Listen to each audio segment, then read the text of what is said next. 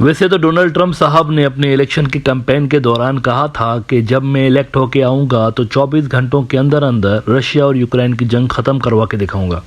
लेकिन इनको आए हुए कई महीने हो चुके हैं, अलबत्ता अभी तक दूर दूर तक हमें कोई सीज फायर के आसार नज़र नहीं आ रहे। इसके चलते डोनाल्ड ट्रंप की फ्रस्ट्रेशन बढ़ती जा रही है और अमेरिका की जानिब से रिसेंटली कुछ जो इक़दाम इस जंग के हवाले से उठाए गए हैं उनको देखकर क्लियरली नज़र आ रहा है कि ये फेड अप हो गए हैं बिल्कुल, और ये जंग अब उनके लिए एक बर्डन बन गई है जिसको वो जल्द से जल्द अपने सर से उतारने की कोशिश कर रहे हैं।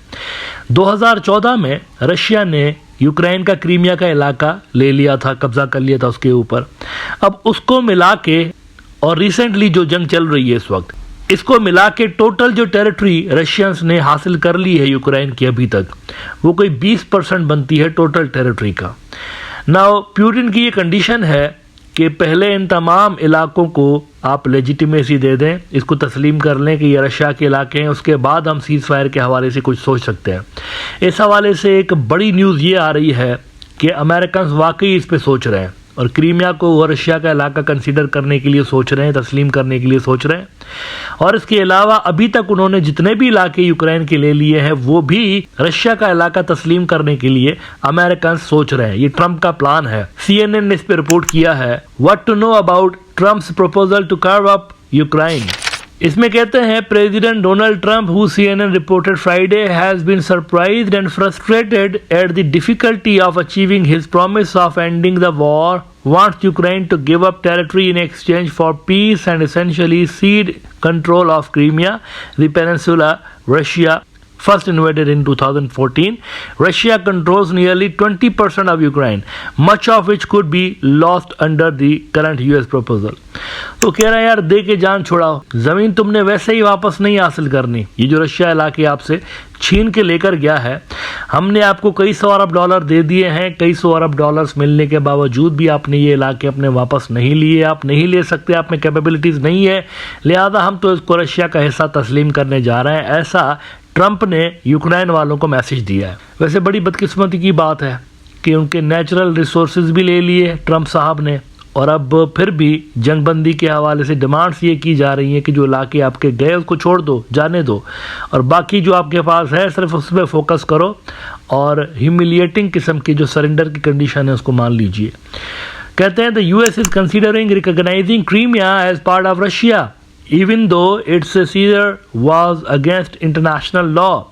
All Russian President Vladimir Putin has to do in Trump's thinking is stop fighting, leaving Putin richly rewarded for invading Ukraine if he is able to officially keep so much territory.